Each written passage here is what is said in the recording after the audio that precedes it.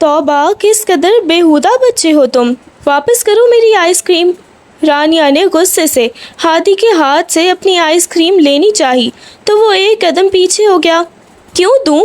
مجھے ice cream بھی کھانی تھی اور سلش بھی پینی تھی، میرے ڈیڈی نے لے کر دی ہے مجھے۔ آپ پیچھے ہٹو، یہ میں نے خود کھانی ہے، ہادی نے منہ بناتے ہوئے کہا۔ ارے مجھے واپس کرو، وہ غصے میں اس کی طرف بڑھتی ہوئی بولی اور جھپٹ کر اس کے ہاتھ سے اپنی آئس کریم چھین لی، جبکہ وہ غصے سے اسے گھورنے لگا۔ واپس کرو میری آئس کریم، میرے ڈیڈی نے لے کر دی تھی مجھے، ہادی نے روحان سے ہو کر کہا۔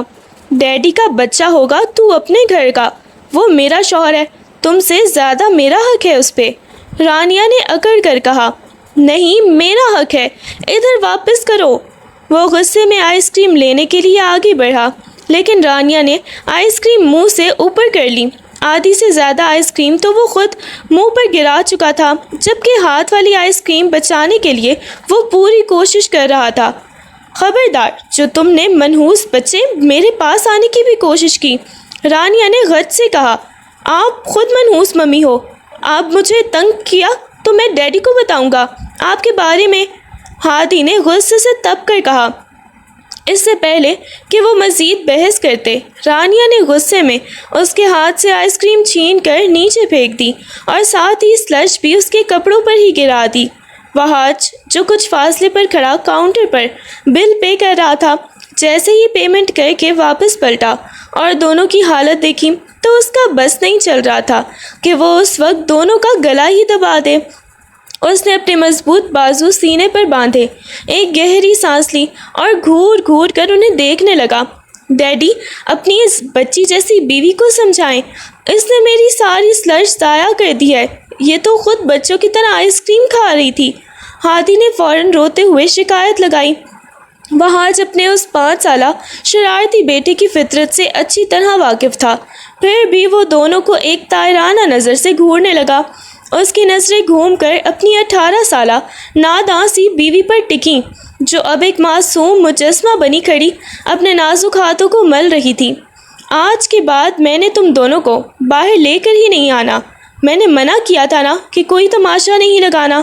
وحاج کی آواز میں دھیمی سی ڈانٹ تھی۔ ڈیڈی، آپ کی بیوی نے تماشا لگایا ہے، میں تو بالکل معصوم ہوں، ہادی نے فوراً صفائی دی۔ ہاں ہاں، مجھے اچھے سے پتہ ہے تم دونوں کتنے معصوم ہو، وحاج نے سر جھٹکتے ہوئے گاڑی کی طرف جانے کا اشارہ کیا۔ ہادی تو منہ بناتا ہوا فوراً ہی گاڑی کی طرف بھاگ گیا، لیکن رانیہ وہیں ایک سائڈ پر منہ پھلائے کھڑی رہی۔ مجھے سلش لگی ہے بہت زیادہ، وہ وہیں کھڑے کھڑے بڑبڑائی۔ وحاج نے اسے ایک تیز اور سخت نظر سے دیکھا۔ میں نے بولا تھا نا کہ وہاں کوئی تماشا نہیں لگانا، پھر بھی لگایا، اب کوئی آئس کریم نہیں ملے گی، چپ چاپ جا کر گاڑی میں بیٹھو۔ نہیں نا وحاج، مجھے ابھی آئس کریم کھانی ہے، وہ اپنے گلابی ہونٹ لٹکاتے ہوئے اس کے بالکل قریب آ گئی۔ میں نے پہلے ہی کہا تھا نا کہ اب اگر کوئی ڈرامہ کیا تو میں کچھ نہیں لے کر دوں گا، وحاج نے سختی سے کہا، مگر اس کے لہجے کی نرمی چھپ نہ سکی۔ اس نے گاڑی کی طرف دیکھا جہاں ہادی اب آرام سے پچھلی سیٹ پر بیٹھ کر موبائل میں لگ چکا تھا۔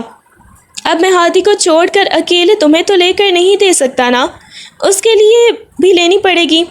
نہیں، ہادی کو بالکل بھی لے کر نہیں دینی، آپ کو پتہ ہے نا یہ سارے کانڈ اسی کے ہیں، رانیہ نے فوراً احتجاج کیا۔ اچھا ٹھیک ہے، تم جا کر گاڑی میں بیٹھو، میں لے کر آتا ہوں، وحاج نے نرمی سے اسے گاڑی کی طرف جانے کا اشارہ کیا۔ رانیہ بندیاستی ہوئی قدم اٹھاتی ہوئی گاڑی کی طرف آئی اور آ کر پچھلی سیٹ پر بیٹھ گئی۔ ہادی نے اسے دیکھا تو ایک بار پھر گھور کر منہ پھیر لیا۔ یہاں سے دیکھنا بند کرو کہیں کی، رانیہ نے ناک سڑھا کر کہا۔ بھلا وہ بھی کہاں باز آنے والا تھا، وہ بھی تو آخر وحاج کا ہی بیٹا تھا۔ وہ بھی سینے پر بازو باندھے منہ پھلائے ایک طرف دیکھ کر بیٹھ گیا۔ اتنے میں وحاج دونوں کے لیے نئی آئس کریم لے کر واپس آ گیا۔ آئس کریم کھانے کے بعد دونوں بچے، ہادی اور رانیہ، گاڑی میں ہی گہری نیند سو چکے تھے۔ وحاج آہستہ آہستہ ڈرائیونگ کرتا جا رہا تھا، اس کی ایک نظر سڑک پر تھی تو دوسری طرف اس کی نگاہیں رانیہ کے معصوم چہرے پر ہی ٹک جاتی ہیں۔ اس نے آہستہ سے اپنا ایک ہاتھ بڑھا کر رانیہ کا چھوٹا سا ہاتھ اپنی مضبوط گرفت میں لے لیا، پھر پچھلی سیٹ پر بے خبر سوئے ہوئے ہادی کو دیکھا تو وہاج کے لبوں پر ایک دلکش مسکراہٹ بکھر گئی۔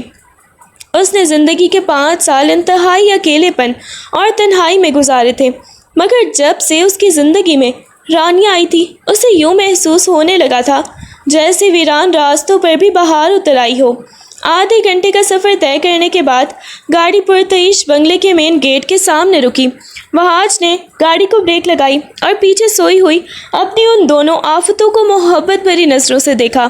اس نے فوراً باہر کھڑے ملازم کو اشارے سے بلایا، ادھر آؤ، ایک کام کرو، اس ہادی کو اٹھا کر اس کے روم میں لے کر جاؤ۔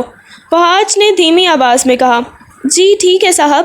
ملازم نے احتراماً سر ہلایا، آگے بڑھ کر بچے کو احتیاط سے گاڑی سے نکالا اور اپنے ساتھ اندر لے گیا۔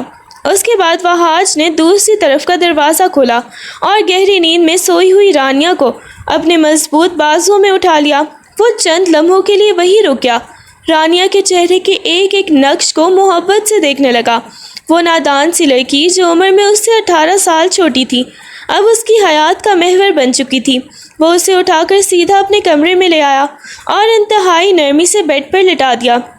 جیسے ہی اس نے رانیہ کو بیڈ پر رکھا، ایک دم سے نیم غنودگی میں رانیہ نے ہاتھ بڑھا کر وہاج کے کوٹ کا کالر پکڑا اور اسے زور سے اپنے قریب کھینچ لیا۔ وہاج ہڑبڑا کر ایک لمحے کو پیچھے ہوا۔ یہ کیا کر رہی ہو رانیہ؟ پاگل ہو گئی ہو کیا؟ وہ اسے ہلکا سا خود سے دور کرنے کی کوشش کرتے ہوئے بولا۔ ہاں، پاگل ہو گئی ہوں آپ کی محبت میں۔ رانیہ نے آنکھیں کھول کر منہ لٹکاتے ہوئے کہا، آپ کے پاس تو اپنا ایک پہلے سے ہی بیبی ہادی ہے، مجھے بھی اپنا بیبی چاہیے۔ رانیہ کی اس معصومانہ اور بچکانہ ضد پر وہاج کے لبوں پر ایک گہری اور دل نشیں سی مسکراہٹ پھیل گئی۔ لیکن رانیہ، تم تو کہہ رہی تھی کہ تمہیں آگے کالج میں پڑھنا ہے، اپنا BS مکمل کرنا ہے۔ وہ نرمی سے بولتا ہوا اس کے ماتھے پر بکھرے بال پیچھے کرنے لگا اور گال کو پیار سے سہلانے لگا۔ نہیں، مجھے اب کچھ بھی نہیں پڑھنا، مجھے بس آپ سے بیبی چاہیے۔ رانیہ نے ضدی بچے کی طرح منہ بنا لیا۔ وہاج ہلکا سا ہنسا، لیکن میں چاہتا ہوں کہ میری بیوی خوب پڑھے لکھے، ایک انڈیپینڈنٹ اور سمجھدار لڑکی بنے۔ کیوں؟ میں نے نہیں پڑھنا؟ رانیہ نے معصومیت سے آنکھیں پھٹ پٹائیں۔ اگر میں زیادہ پڑھنے لگ گئی نا تو آپ بوڑھے ہو جائیں گے، پھر ہمارے اپنے بچے ہی نہیں ہوں گے، سب مجھے آنٹی کہیں گے۔ اس کی انتہائی بچکانہ اور بے تکلف بات پر سن کر وہ ہاتھ سے رہا نہ کیا اور وہ کھلکھلا کر ہنس پڑا۔ اس نے ہنستے ہوئے رانیہ کے دونوں گالوں کو ہلکا سا کھینچا۔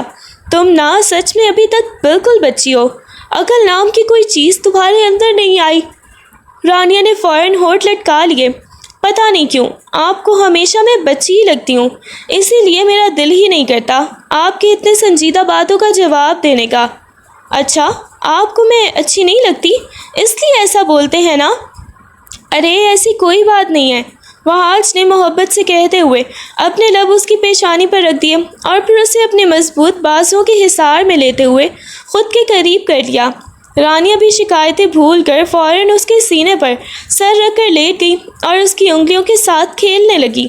وہاج، آپ کو پتہ ہے، اس نے دھیمی اور مدھم آواز میں کہا، پہلے تو آپ مجھ سے بالکل محبت نہیں کرتے تھے نا، بس زبردستی شادی کی تھی، لیکن اب تو مجھ سے سچی والی محبت ہو گئی ہے نا آپ کو؟ وہ کسی چھوٹی بچی کی طرح سوال کر رہی تھی۔ وہاج اس کی باتوں پر بس مسکرا کر رہ گیا۔ اور پتہ ہے آج اس ہادی نے میرے ساتھ کتنی بدتمیزی کی تھی؟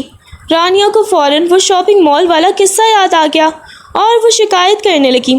وہاج ہلکا سا مسکرایا، اب تم بھی تو بڑی ہو نا رانیہ، وہ تو ابھی چھوٹا بچہ ہے، اس سے کیوں الجھتی ہو؟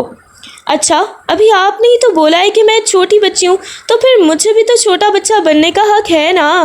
ہادی کو کہو نا مجھ سے بدتمیزی نہ کیا کرے، وہ کبھی میرا دوست بن جاتا ہے اور کبھی پکا دشمن۔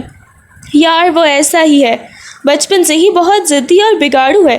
وہاج نے صوفے پر بیٹھنے کے انداز میں کہا، ہاں بچپن سے ہی ایسا ہے، کیونکہ آپ ہی نے اس کے سارے نخرے اٹھا کر اسے بگاڑا ہوا ہے۔ رانیہ کہتے کہتے ایک بار پھر وہاج کے سینے پر سر ٹکا چکی تھی اور اب اس کی آواز مدھم ہوتی جا رہی تھی۔ باتیں کرتے کرتے وہ کب نیند کی وادیوں میں اتر گئی اسے خود بھی پتہ نہ چلا۔ وہاج نے ایک محبت بھری نظر سوئی ہوئی رانیہ پر ڈالی، اس کے ماتھے پر محبت سے ہاتھ پھیرتا ہوا وہ بھی پرسکون انداز میں اس کے ساتھ ہی لیٹ گیا۔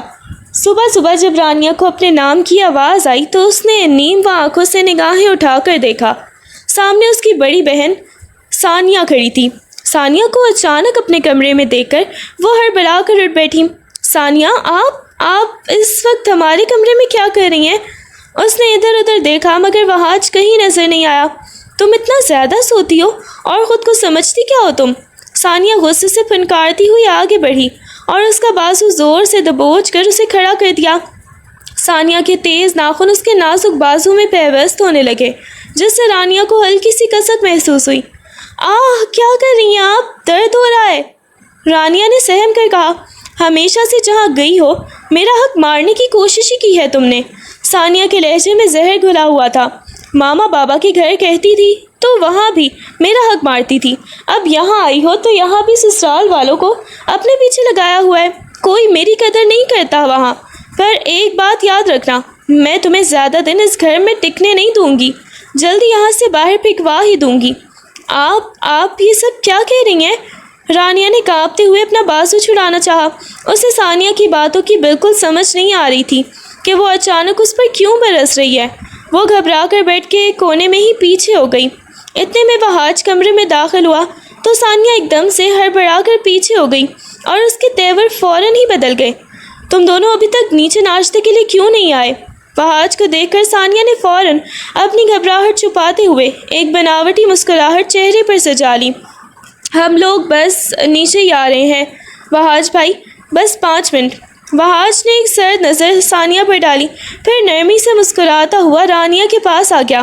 اس نے جھک کر رانیہ کے بکھرے ہوئے بال کان کے پیچھے اڑائے اور پیار سے بولا، ارے میری جان، تم ابھی تک تیار نہیں ہوئی؟ ثانیہ یہ سارا منظر دیکھتی رہی اور اس کے دل میں جلن کی آگ بھڑک اٹھی۔ اسے ہمیشہ سے یہ بات زہر لگتی تھی، جب کوئی رانیہ سے پیار کرتا، اسے اہمیت دیتا یا پھر اس کی قدر کرتا تھا، وہ غصے سے ابلتی ہوئی بغیر کچھ کہے کمرے سے باہر نکل گئی۔ وہاج نے رانیہ کی طرف دیکھا جو ابھی تک خوف اور گھبراہٹ سے کانپ رہی تھی۔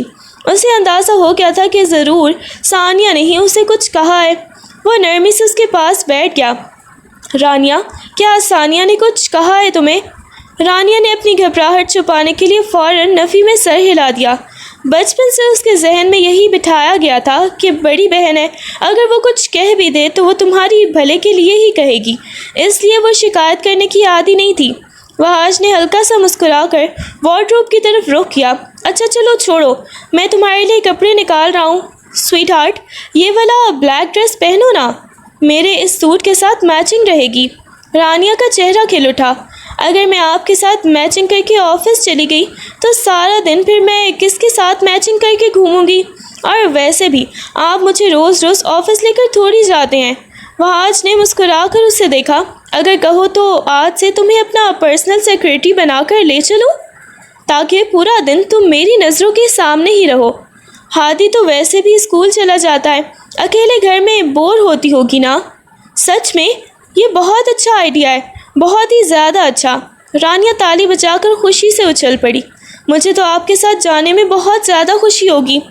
نہیں، مجھے تو بالکل نہیں لے کر جانا، وہاج نے چھیڑنے والے انداز میں کہا۔ رانیہ نے فوراً سے منہ پھلایا۔ دیکھیے اب آپ ایسے ڈرائیں مت، جلدی سے مجھے فریش ہونے دیں ورنہ میں نے ناشتہ بھی کرنا ہے۔ اچھا بابا ٹھیک ہے، وہاج ہنس پڑا۔ ویسے سب کے ساتھ نیچے ڈائننگ ہال میں ناشتہ کرنے میں کیا حرج ہے؟ نہیں، مجھے سب کے سامنے ناشتہ نہیں کرنا۔ رانیہ نے معصومیت سے ہونٹ لٹکائے۔ نہ میں سب کے سامنے آپ کی گود میں بیٹھ کر ناشتہ کر سکتی ہوں اور نہ آپ مجھے اپنے ساتھ ہاتھ سے ہی نوالا بھی کھلا سکتے ہیں۔ اس کی بات سن کر وہاج کھلکھلا کر ہنس پڑا۔ اچھا جی، تو محترمہ کو سب کے سامنے روایتی انداز میں نہیں بلکہ میری گود میں بیٹھ کر ناشتہ کرنا ہے۔ چلو کوئی بات نہیں، آ جاؤ نیچے، سب کے سامنے تمہاری یہ خواہش بھی پوری کر دیتے ہیں تاکہ اگلی دفعہ سب کے سامنے بیٹھنے میں تمہیں ذرا بھی شرمندگی نہ ہو۔ رانیہ شرما کر گڑبڑا گئی اور مکہ لہراتی ہوئی باتھ روم کی طرف بھاگ گئی، جبکہ وہاج کی ہنسی کمرے میں گونجتی رہی۔ وہاج غصے میں پیر پٹکتا ہوا کمرے سے باہر نکلا اور سیدھا قدم بڑھاتے ہوئے ثانیہ کے کمرے میں جا کر دھمکا۔ اس وقت ثانیہ اکیلی کھڑی الماری میں سے کچھ کپڑے نکال رہی تھی، جب وہاج نے غصے سے اس کا بازو پکڑ کر اسے اپنی طرف کھینچا۔ ثانیہ ہڑبڑا گئی اور ایک لمحے کو گھبرا کر حیرت سے اسے سر سے پیر تک دیکھنے لگی۔ وہاج، یہ کیا بدتمیزی ہے؟ کیا ہوا ہے آپ کو؟ اس نے فوراً اپنے چہرے پر ایک بناوٹی اور طنزیہ مسکراہٹ سجانے کی کوشش کی۔ وہاج اس کی مکاری پر تلخ سا ہنسا اور ایک دم سے اس کا جبڑا اپنی مضبوط گرفت میں دبوچ لیا۔ کیا کر رہی ہو تم رانیہ کے ساتھ؟ زبان سنبھال کر رکھو اپنی۔ چھوڑے مجھے، کیا بدتمیزی ہے؟ ثانیہ نے جھٹکا دے کر خود کو چھڑانا چاہا۔ شرم نہیں آتی آپ کو؟ میں آپ کی بھابھی ہوں اور آپ میرے ساتھ ایسی گھٹیا حرکت کر رہے ہو۔ اگر بھابھی ہو تو بھابھی بن کر رہو۔ وہاج کی آنکھوں میں انگارے دہک رہے تھے۔ میری بیوی کے ساتھ الٹی سیدھی بات کرنے کی یا اسے ڈرانے کی کوشش بھی کی نا تو میں بھول جاؤں گا کہ تم کون ہو۔ میں اپنی بیوی سے بے انتہا محبت کرتا ہوں اور اس گھر میں وہی رہے گی جو وہ کہے گی۔ اس کا حکم ہی اس گھر میں چلے گا۔ ایک بات تو سمجھیں، ثانیہ دانت پیس کر بولی، لیکن وہاج نے ایک زوردار جھٹکے سے اسے پیچھے کی طرف دھکیل دیا۔ ثانیہ لڑکھڑاتی ہوئی سیدھا سے الماری کے ساتھ جا لگی اور خود کو سنبھالا۔ ٹھیک اسی لمحے وجدان بھی کمرے میں داخل ہوا اور اپنے بڑے بھائی کو اس طیش میں دیکھ کر دنگ رہ گیا۔ وہاج بھائی، یہ کیا بدتمیزی ہے؟ آپ ثانیہ کے ساتھ اس طرح پیش آ رہے ہیں؟ وجدان غصے میں آگے بڑھتے ہوئے بولا۔ وجدان، تم اپنی اس بیوی کو خود سمجھا لو ورنہ مجھ سے برا کوئی نہیں ہوگا۔ وہاج غصے سے کھولتے ہوئے بولا۔ تمہیں نہیں پتا یہ رانیہ کے ساتھ کیا کرتی ہے؟ یہ کہتے ہی وہ ثانیہ کو ایک قاتلانہ نظر سے دیکھتا ہوا غصے میں کمرے سے باہر نکل گیا۔ وجدان نے فوراً پلٹ کر ثانیہ کو دیکھا جو ہانپ رہی تھی اور غصے سے کانپ رہی تھی۔ ثانیہ، کیا ہوا ہے؟ بھائی اتنے غصے میں کیوں تھے اور تم سے اس طرح کیوں بات کر رہے تھے؟ پتہ نہیں، مجھے کیا پتا؟ ثانیہ نے فوراً رونی سی صورت بناتے ہوئے جھوٹ بولا۔ تمہارا بھائی پاگل ہو گیا ہے، پتہ نہیں خود کو کیا سمجھتا ہے، اور اس بچی رانیہ کو سر پر چڑھا کر رکھا ہے۔ یار، رانیہ تمہاری اپنی سگی بہن ہے ثانیہ، تم کیوں اس سے ہر وقت جیلس ہوتی رہتی ہو؟ وجدان نے بھی تھک ہار کر کہا۔ سیریسلی تمہیں لگتا ہے کہ میں اس سے جیلس ہوتی ہوں؟ ثانیہ نے الٹا شور مچا دیا۔ کس بات سے جیلس ہوں گی میں؟ ایک ادھیڑ عمر اور بوڑھے مرد کے ساتھ اس کی شادی کر دی ہے، اس میں جیلس ہونے والی کون سی بات ہے؟ بس کر دو ثانیہ، تم حد سے زیادہ بولنے لگ گئی ہو۔ وجدان کا بھی پارا ہائی ہو گیا۔ رانیہ کو تم ہی کچھ نہ کچھ بول کر آئی ہوگی، تبھی تو بھائی اتنے غصے میں آ کر یہاں تک آئے ہیں۔ نہیں، میں نے کچھ نہیں کہا، تمہارا بھائی ہی بدتمیز ہے، ثانیہ نے چیختے ہوئے کہا۔ وجدان مزید بحث کے لیے بغیر سر جھٹکتا ہوا کمرے سے باہر چلا گیا۔ ثانیہ وہیں اکیلی کھڑی غصے سے کھول رہی تھی اور اس کی آنکھیں نفرت سے سرخ ہو چکی تھی۔ اس کے اندر جلن کی آگ اس وقت اور بھڑک اٹھی جب اسے خیال آیا، وہاج اپنی اس بیوی سے اتنی محبت کرتا ہے اور ادھر میرا شوہر ہے، مجال ہے جو میرے شوہر کو کبھی بھی مجھ پر پیار آئے یا وہ مجھے کبھی بھی اس طرح اہمیت دے۔ وہ کمرے میں آیا تو دیکھا رانیہ شاور لے چکی تھی۔ وہاج مسکراتے ہوئے اس کے پاس گیا اور تولیے سے اس کے گیلے بالوں کو آہستہ آہستہ خشک کرنے لگا۔ اس دوران وہ دونوں ہنستے مسکراتے ہوئے باتیں کر رہے تھے۔ کمرہ ان کی ہلکی پھلکی باتوں اور کہکہوں سے گونج اٹھا۔ اتنے میں ہادی بھی کمرے میں آ گیا۔ وہاج نے جلدی سے اپنے بیٹے کو اسکول کے لیے تیار کیا اور پھر اسے اسکول روانہ کرنے کے بعد دونوں نے ساتھ بیٹھ کر اطمینان سے ناشتہ کیا۔ ناشتے کے بعد وہاج رانیہ کو اپنے ساتھ آفس لے آیا۔ آفس کی عمارت اتنی بڑی اور عالیشان تھی کہ رانیہ کی آنکھیں حیرت سے پھیل گئیں۔ اس نے آفس کا جائزہ لیتے ہوئے معصومیت سے پوچھا، وہاج، کیا مجھے بھی یہاں کام کرنا ہوگا؟ وہاج اس کی معصوم بات سن کر ہنس پڑا۔ بالکل، یہ سارا آفس ہی تمہارا ہے، تم کہو تو ابھی سارے ڈیزائن اور فائلیں تمہیں دے دیتا ہوں، تم یہاں کام کر لو۔ رانیہ نے ناک سڑھا کر اسے دیکھا۔ میں نے ایسا تو نہیں کہا، آپ تو ہر بات پر میرا مذاق اڑانے لگ جاتے ہیں۔ وہاج نے پیار سے اس کے سر پر ہاتھ رکھا۔ ارے نہیں نہیں میرا بچہ، میں کیوں تمہارا مذاق اڑانے لگا؟ وہ ہنستے ہوئے بولا تو رانیہ کی ناراضگی بھی پل بھر میں دور ہو گئی اور وہ بھی کھلکھلا کر ہنس پڑی۔ آئے کیا، تمہاری چھوٹی بہن تو کچھ زیادہ ہی آسودہ ہو کر بیٹھ گئی ہے نا، تمہاری جگہ، تمہاری محبت، سب کچھ تو یہ تمہاری بہن ہی لوٹ رہی ہے۔ اپنی دوست عائزہ کی بات سن کر ثانیہ نے نفرت سے منہ بنایا۔ تو اور کیا، میں تو بس اس سے جان چھڑانا چاہتی ہوں۔ پہلے ماما بابا کے گھر میں بھی اس نے ہمیشہ میری جگہ لینے کی کوشش کی اور اب یہاں آ کر بھی ایسا ہی کر رہی ہے یہ۔ ہاں یار، یہ بات تو ہے، مجھے خود بہت عجیب لگتی ہے تمہاری بہن۔ ایک تو اتنی بڑی عمر کے مرد سے اس کی شادی ہو گئی، تمہارے ماں باپ نے بھی نہیں سوچا کہ جس گھر میں ایک بیٹی تھی اسی گھر کے بڑے بھائی کو دوسری بیٹی بھی تھما دی۔ بہت ہی عجیب ہے یار، مجھے تو سمجھ نہیں آئی، عائزہ نے تنقیدی انداز میں کہا۔ ثانیہ کچھ دیر خاموش رہی، پھر اس کی آنکھوں میں ایک چمک سی آئی۔ میرے پاس ایک آئیڈیا ہے اسے جان چھڑانے کا۔ عائزہ نے حیرت سے اسے دیکھا۔ کون سا؟ اگلی بار جب عائزہ نے اپنا منصوبہ بتایا تو ثانیہ کے تو ہوش اڑ گئے۔ نہیں، میں ایسا نہیں کروں گی، میں اتنی بھی ظالم نہیں ہوں، وہ میری بہن ہے۔ عائزہ نے کندھے اچکائے۔ اوکے ٹھیک ہے، اگر تم اپنی بہن کو اپنے گلے میں ہی رکھنا چاہتی ہو تو تمہاری مرضی، میں نے تو صرف مشورہ دیا تھا، اس میں تمہارا بھی فائدہ تھا اور میرا بھی۔ ہاں ٹھیک ہے، میں اس بارے میں سوچوں گی، لیکن مجھے یہ کچھ بہت غلط لگ رہا ہے، ثانیہ نے متردد لہجے میں کہا۔ اپنے فائدے کے لیے کیا گیا کام کبھی غلط نہیں ہوتا، عائزہ یہ کہہ کر وہاں سے چلی گئی، جبکہ ثانیہ وہیں کھڑی سوچوں میں ڈوب گئی کہ کیا وہ واقعی اتنا بڑا قدم اٹھانے کے لیے تیار ہے۔ وہاج کے ساتھ رانیہ نے پورا دن خوب انجوائے کیا، وہ بے حد خوش تھی۔ وہاج اسے اپنے تمام تر دوستوں سے ملوانے لے گیا اور لنچ بھی انہوں نے باہر ہی کیا۔ رات کا ڈنر کرنے کے بعد وہ کافی دیر گئے تک گھر واپس لوٹے۔ جیسے ہی وہ لاؤنج میں داخل ہوئے، سامنے صوفے پر ثانیہ بیٹھی نظر آئی۔ ارے واہ، آج آپ لوگوں نے آنے میں اتنی دیر لگا دی؟ ثانیہ نے چہرے پر ایک بناوٹی مسکراہٹ سجا کر پوچھا، جبکہ وہاج نے اسے ایک سرد اور مشکوک نظر سے دیکھا۔ رانیہ تو آج خوشی کے مارے پھولے نہیں سما رہی تھی، اسے بس کوئی موقع چاہیے تھا کہ وہ اپنی خوشی کا اظہار کر سکے۔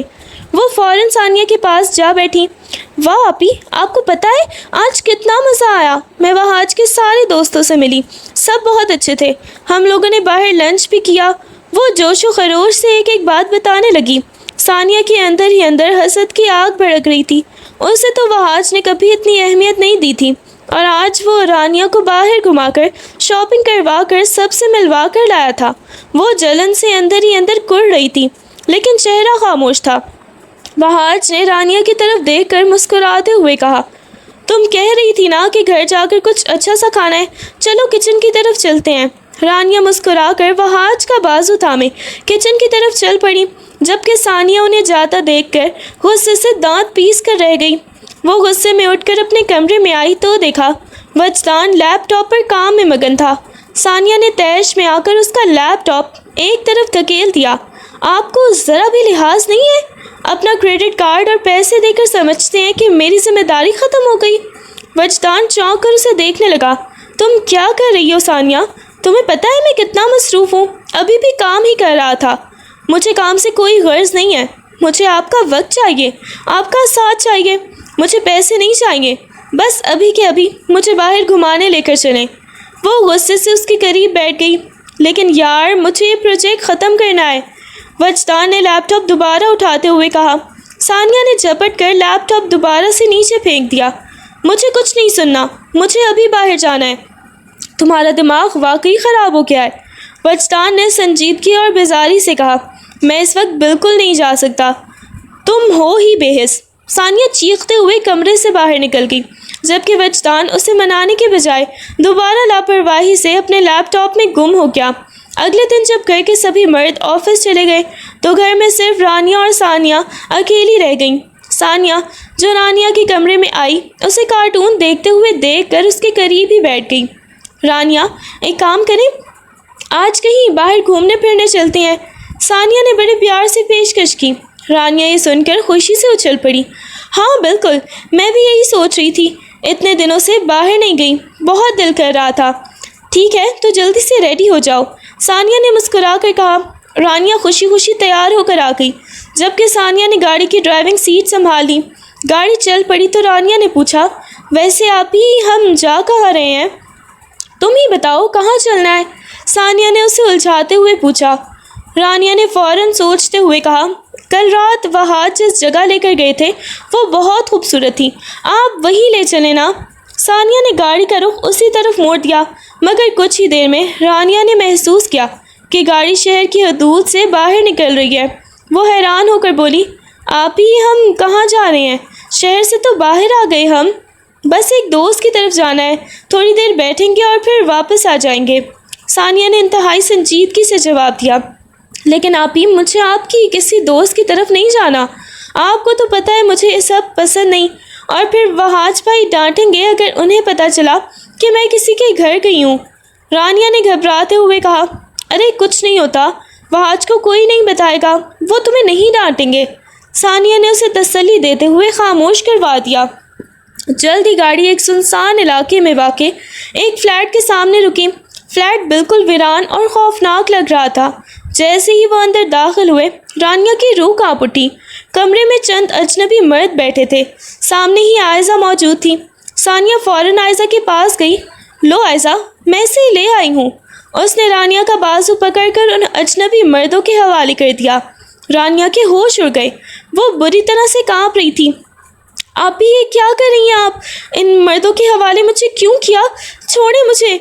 وہ کچھ سمجھ پاتی کہ اس سے پہلے ہی ان مردوں نے ایک بریف کیس جس میں بظاہر پیسے تھے ثانیہ اور عائزہ کی طرف بڑھایا۔ عائزہ نے اطمینان سے بریف کیس تھاما اور ثانیہ کی طرف دیکھ کر بولی، چلو اب یہاں سے چلتے ہیں۔ نہیں، مجھے چھوڑ دیں، ایسا مت کریں پلیز۔ رانیہ نے چیختے ہوئے اپنا بازو چھڑانے کی کوشش کی، مگر وہ بے بس تھی۔ ثانیہ اور عائزہ اسے وہاں درندوں کے رحم و کرم پر چھوڑ کر پلٹ گئیں۔ جیسے ہی دروازہ بند ہوا، ایک موٹے کری شکل کے آدمی نے رانیہ کی کلائی بری طرح دبوچ لی اور اسے زبردستی ایک کمرے کی طرف کھینچنے لگا۔ نہیں پلیز مجھے چھوڑ دیں، میرے ساتھ کچھ مت کریں۔ رانیہ کی چیخیں اس ویران فلیٹ میں گونجنے لگیں۔ رات گئے جب وہ حاج گھر واپس لوٹا تو اسے گھر میں ایک عجیب سی بوجھل خاموشی محسوس ہوئی۔ لاؤنج میں سب لوگ بیٹھے تھے، مگر ہر چہرے پر ہوائیاں اڑ رہی تھیں۔ اس کے بابا موبائل پر کسی کو کال کرنے کی کوشش کر رہے تھے اور انتہائی پریشان لگ رہے تھے۔ کیا ہوا ہے؟ سب ٹھیک تو ہے نا؟ وہاج نے سنجیدگی سے پوچھا، مگر اس کے دل میں ایک انجانا سا ڈر بیٹھ گیا۔ اس کے پوچھتے ہی ہادی کہیں سے بھاگتا ہوا آیا اور آ کر وہاج کی ٹانگوں سے لپٹ گیا۔ اس کی آنکھوں سے آنسو روا تھے اور سسکیاں لیتے ہوئے وہ بولا، ڈیڈی، مما کہیں چلی گئی ہیں، ڈیڈی مما کہیں نہیں مل رہی۔ ہمیشہ رانیہ سے لڑنے جھگڑنے والا ہادی آج اس کے لیے رو رہا تھا۔ وہاج کے ہاتھ سے گاڑی کی چابی چھوٹ کر گر گئی۔ کیا مطلب؟ کمرے میں ہوگی یا کہیں الماری میں چھپی بیٹھی ہوں گی؟ آپ لوگ اتنے ٹینس کیوں لگ رہے ہیں؟ ثانیہ جو ایک کونے میں چھپ کر سب دیکھ رہی تھی، مصنوعی پریشانی ظاہر کرتے ہوئے بولی، وہاج، اس نے صبح مجھے بولا تھا کہ وہ اپنی کسی فرینڈ کی طرف جا رہی ہے، لیکن اس کے بعد سے وہ واپس نہیں آئی۔ ثانیہ کی بات سن کر وہاج کا خون ٹھنڈا ہو گیا۔ وہ تیزی سے کمرے کی طرف بھاگا۔ اس نے پورا کمرہ، الماری، ہر کونا چھان مارا، مگر رانیہ وہاں نہیں تھی۔ اتنے گھنٹوں سے غائب تھی تو آپ لوگوں نے مجھے کیوں نہیں بتایا؟ وہاج غصے اور کرب سے چلایا۔ اس کی آواز میں نمی تھی اور آنکھوں میں آنسو تیر رہے تھے۔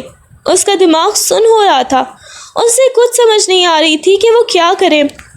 وہ واپس لاؤنج میں آیا اور غصے سے ثانیہ کی طرف رخ کیا۔ تمہارے ساتھ گئی تھی نا وہ؟ کہاں چھوڑ کر آئی ہو اسے؟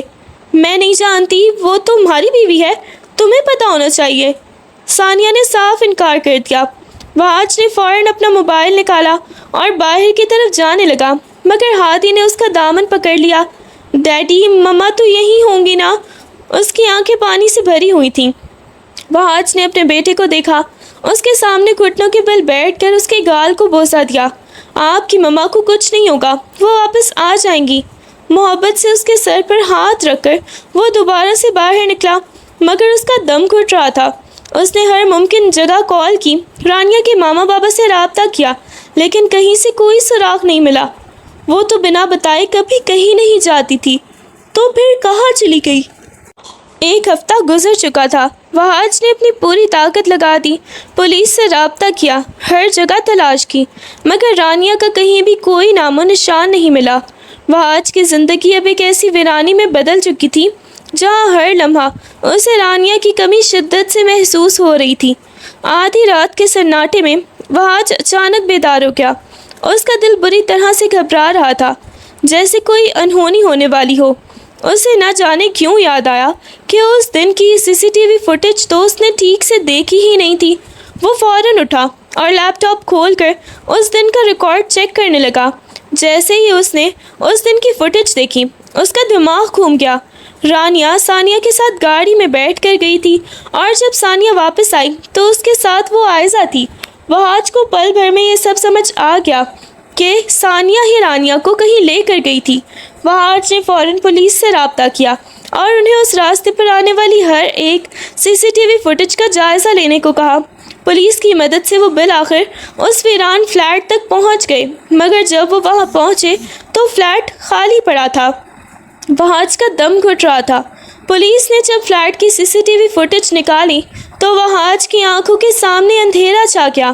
فوٹیج میں واضح نظر آ رہا تھا کہ ثانیہ اور عائزہ نے رانیہ کو چند مردوں کے حوالے کیا تھا اور وہ بے ہوشی کی حالت میں تھی۔ وہاج کا بس نہیں چل رہا تھا کہ وہ اس وقت دنیا کو تہس نہس کر دے۔ اس کی رانیہ، اس کی معصوم بیوی، اس حالت میں وہ غصے اور جنون کی کیفیت میں سیدھا گھر پہنچا۔ گھر میں داخل ہوتے ہی اس نے ثانیہ پر حملہ کر دیا اور اسے جھنجھوڑتا ہوا بولنے لگا، تمہیں پتہ ہے تم نے کیا کیا ہے؟ وہاج پاگلوں کی طرح چیخ رہا تھا، تمہاری وجہ سے اگر میری بیوی کو کچھ بھی ہوا نا تو میں تمہاری جان نکال دوں گا۔ وہ اسے مار رہا تھا اور ثانیہ جو پہلے تو اکڑ رہی تھی اب ڈر کے مارے کانپ رہی تھی۔ وہاج نے فوراً پولیس کو کال کی اور اسے ثانیہ کو گرفتار کرنے کا حکم دیا۔ ثانیہ روتے ہوئے اور چیختے ہوئے بس ایک ہی بات رٹ رہی تھی، میں نے اسے بس اس فلیٹ میں چھوڑا تھا، اس کے بعد وہ کہاں گئی مجھے کچھ نہیں پتا۔ عائزہ نے کہا تھا مجھے کچھ نہیں پتا۔ وجدان ایک کونے میں کھڑا یہ سب دیکھ رہا تھا۔ اس کی نظروں میں ثانیہ کے لیے نفرت اور حقارت تھی۔ وہ سوچ بھی نہیں سکتا تھا کہ جس عورت کے ساتھ وہ زندگی گزار رہا ہے وہ اتنی سنگ دل اور گھٹیا ہو سکتی ہے کہ اپنی ہی بہن کو دشمنوں کے حوالے کر دے۔ وجدان کے لیے یہ کسی قیامت سے کم نہیں تھا کہ اس کی بیوی نے اتنا بڑا اور بھیانک قدم اٹھایا تھا۔ پولیس کی طرف سے اطلاع ملی کہ رانیہ ایک ریڈ لائٹ ایریا میں ملی ہے جہاں اسے ایک کوٹھے پر رکھا گیا تھا۔ پولیس نے بتایا کہ وہ شدید صدمے میں ہے اور کسی کے ساتھ بھی جانے کو تیار نہیں، اس لیے وہاج کو فوراً وہاں پہنچنا ہوگا۔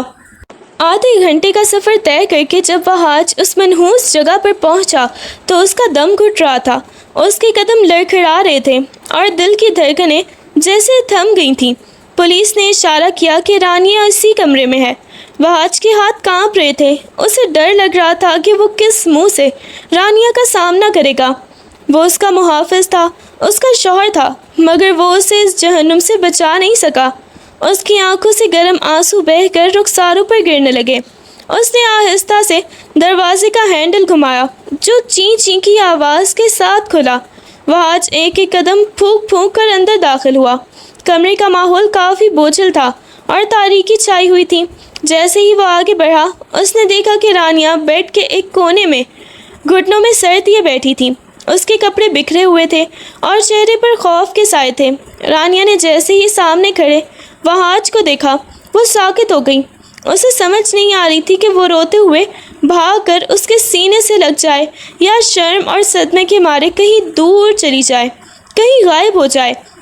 اس کی آنکھوں میں ایک ویرانی تھی، وہ بس پلک جھپکائے بغیر یک ٹک اسے دیکھے جا رہی تھی۔ وہاج آہستہ سے رانیہ کے گھٹنوں کے پاس جھک کر بیٹھ گیا اور اس کے کانپتے ہوئے ہاتھوں کو اپنی مضبوط گرفت میں لے کر اپنے لبوں سے لگا لیا۔ رانیہ میری جان، وہ اس کا نام پکارتا رہا مگر رانیہ سہم کر پیچھے ہونے لگی۔ نہیں، میں آپ کے لیے اب نہیں رہی، میں پاک نہیں ہوں، وہ دھاڑے مار کر روتے ہوئے بولی۔ وہاج کی آنکھوں سے آنسوؤں کی جھڑی لگ گئی۔ رانیہ یہ کیا کہہ رہی ہو؟ وہ پھر سے اس کے قریب ہوا۔ میری بات سنو، چلو میرے ساتھ گھر چلتے ہیں۔ نہیں، میں نے نہیں جانا، پلیز آپ چلے جاؤ یہاں سے، مجھے اکیلا چھوڑ دو، وہ چیختی رہی۔ وہاج نے ایک بار پھر اس کے ہاتھ اپنے ہاتھوں میں لیے اور اسے اپنی طرف کھینچ لیا۔ چلو، میں نے کہا نا، میرے ساتھ چلو، میں تمہیں یہاں ایک پل کے لیے بھی نہیں چھوڑ سکتا۔ چلو نا میرا بچہ، سب گھر میں تمہارا انتظار کر رہے ہیں۔ نہیں، میں آپ کے ساتھ نہیں جاؤں گی، میں اب آپ کے قابل نہیں رہی، میں آپ کے ساتھ نہیں جاؤں گی۔ وہ روتے ہوئے اچانک وہاج کے سینے سے ہی چمٹ گئی تھی۔ وہ اتنی شدت سے اس سے لپٹی تھی کہ جیسے وہ اسے خود سے ایک لمحے کے لیے بھی الگ نہیں کرنا چاہتی تھی۔ چلو نا میرے ساتھ، وہاج نے اسے تسلی دینے کی کوشش کی۔ نہیں، مجھے آپ کے ساتھ کہیں نہیں جانا، میرا دم گھٹ رہا ہے، رانیہ ہچکیوں کے ساتھ روتے ہوئے بولی۔ وہاج نے اسے مزید مضبوطی سے اپنے سینے سے لگا لیا۔ میں نے کہا نا کہ چلو میرے ساتھ، میں تمہیں اپنے گھر لے کر جا رہا ہوں، ہادی تمہارا انتظار کر رہا ہے۔ میں نے بولا ہے مجھے نہیں جانا، رانیہ غصے اور صدمے کے ملے جلے جذبات میں چلائی، اور اسی شدت جذبات میں وہ اگلے ہی لمحے بے ہوش ہو گئی۔ وہاج نے اسے فوراً اپنے بازو میں اٹھایا اور اسے اس جہنم سے نکال کر باہر کی طرف بھاگ اٹھا۔ جب رانیہ کو ہوش آیا تو اس نے خود کو ہسپتال کے کمرے میں پایا۔ اس نے چاروں طرف نظریں دوڑائیں تو وہاج کو اپنے پاس بیٹھے دیکھا۔ اس کی آنکھیں اور رونے کی وجہ سے بری طرح لال اور سرخ ہو چکی تھیں۔ وہاج اسے ہوش میں آتا دیکھ کر فوراً اس کے قریب ہوا۔ رانیہ، تمہیں ہوش آ گیا؟ وہ نرمی سے اس کے پاس بیٹھ کر اس کے ہاتھوں پر بوسے دینے لگا۔ میں آپ کے قابل نہیں رہی، رانیہ نے سسکتے ہوئے بولا۔ یہ کیا کہہ رہی ہو؟ تم کل بھی میرے قابل تھی، تم آج بھی میرے قابل ہو، خدا کے لیے ایسا مت بولو، میرے دل کو کچھ ہوتا ہے۔ وہاج کی آواز میں شدید کرب تھا۔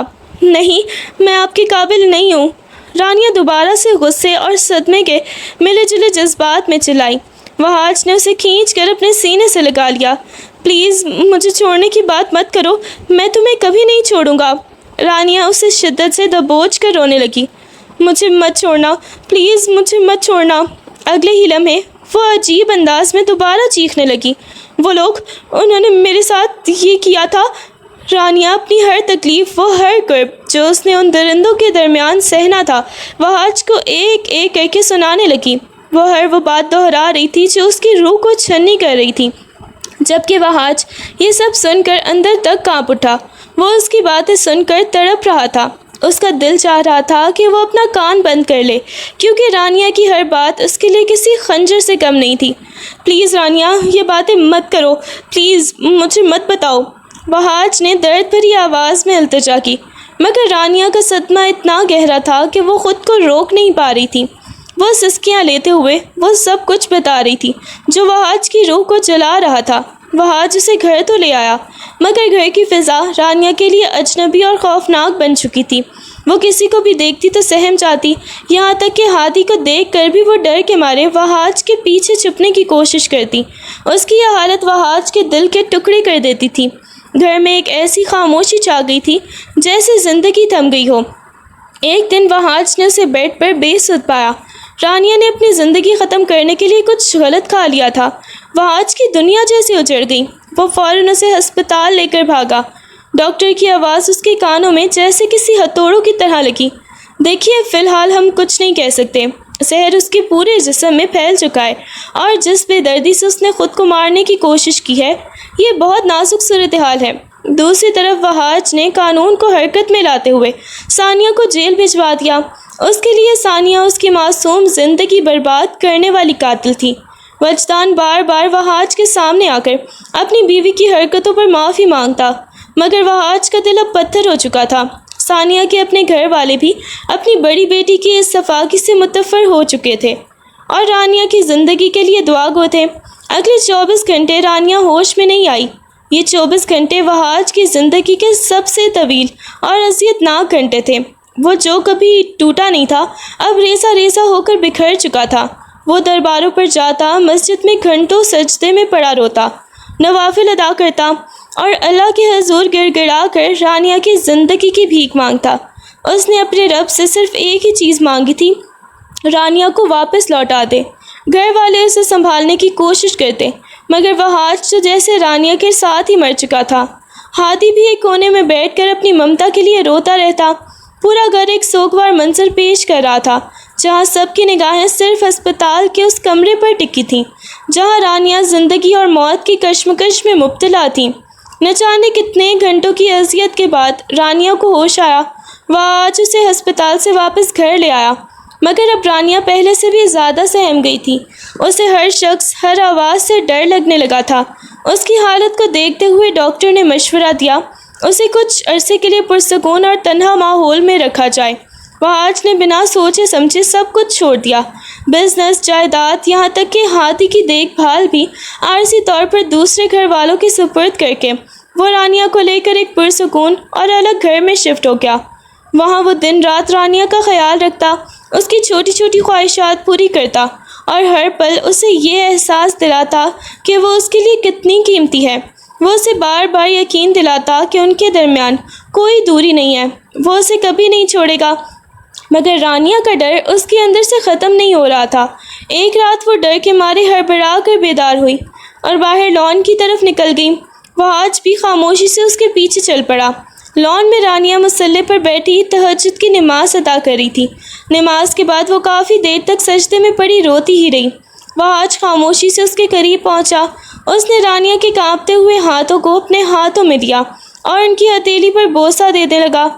رانیہ، اس نے انتہائی نرمی سے پکارا، تم آج بھی میرے لیے وہی پاکیزہ بیوی ہو۔ تمہارا وجود میرے لیے اب بھی اتنا ہی مقدس ہے جتنا پہلے تھا۔ وہاج نے اسے اپنے سینے سے لگا لیا اور اس کی پشت کو سہلاتے ہوئے اسے پرسکون کرنے لگا۔